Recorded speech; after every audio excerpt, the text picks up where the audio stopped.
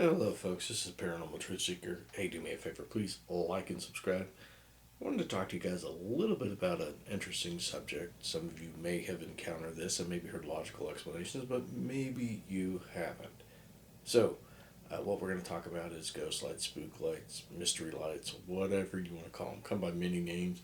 A lot of the legends out there are associated around railroad tracks. People believe that perhaps some engineer, somebody working the railroad, somehow lost their head.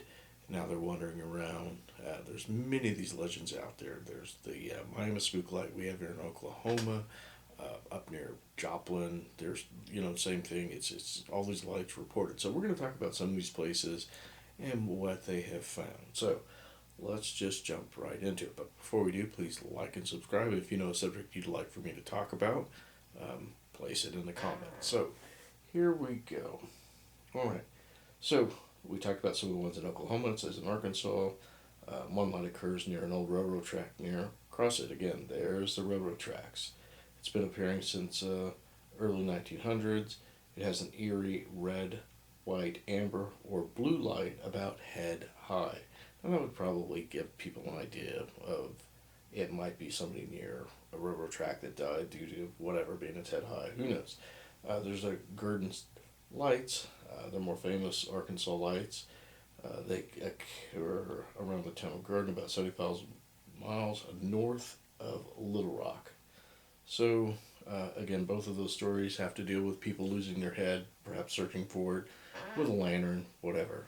That's a pretty common theme, again, as we had said earlier. You have the Silver Cliff, Colorado lights. Um, it's a variation on the theme mystery lights. Usually they're blue or they're white, about the size of a silver dollar, and appear in groups of two or three. Georgia's home to the Suntory lights. Is a very tiny town near Macon. The bright yellow ball of light has been seen near railroad tracks since the early 1900s. Science may have found an explanation. Basically, it's a pool of liquid that has been found far underground. So who knows how all this works together? Science sometimes comes up with some strange answers, but maybe it's correct. Swamp gases, whatever. The Paulding Light, which is near Watersmeet, Michigan, outside of Paulding, has been observed for, at least the last 40 years.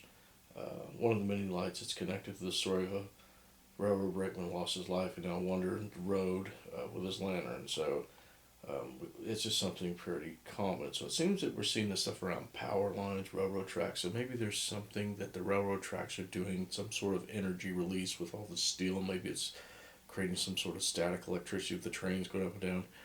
Who knows? I mean, there's 100 million theories out there. All we know is these things occur. Sometimes it can be explained as headlights, but sometimes that answer is just not as viable or believable as they should be for most. What we do know again is that they occur. So there's a lot of these lights out there. North Carolina has a famous Brown Mountain lights. According to what I read on those,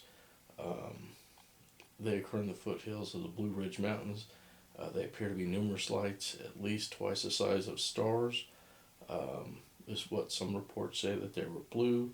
These lights have been reported since before the white men settled in the area. The Cherokee and Chattaway tribes have reported them as far back as the year of 1200 in their history. So, who knows what's going on there? Some people may say it's rocks rubbing against one another, releasing energy. Who knows? Civil War soldiers wrote home about the lights. So these type of lights have been around a long time.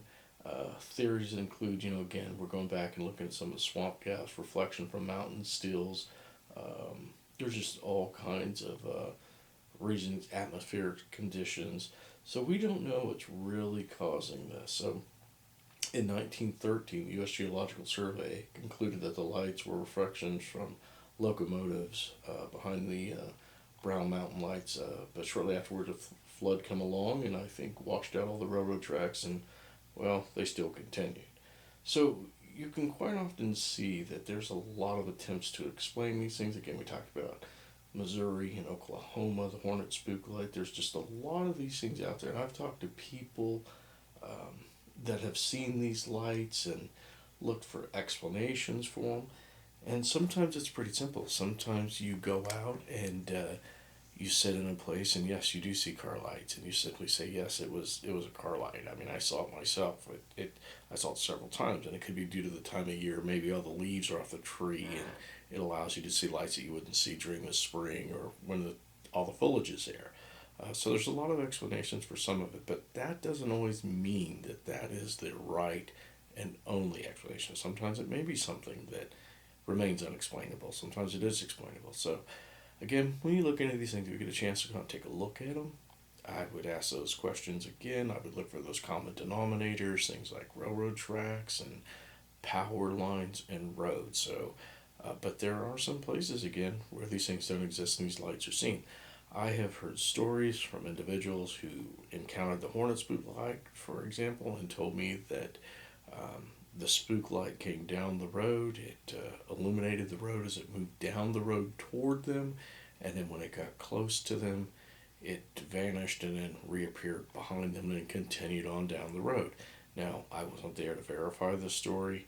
I've heard other people tell similar stories concerning the spook light that it scared them. They screamed and the light disappeared. Um, I've heard a lot of different stories over the years. Now, I don't know what to believe. I'm not going to disbelieve.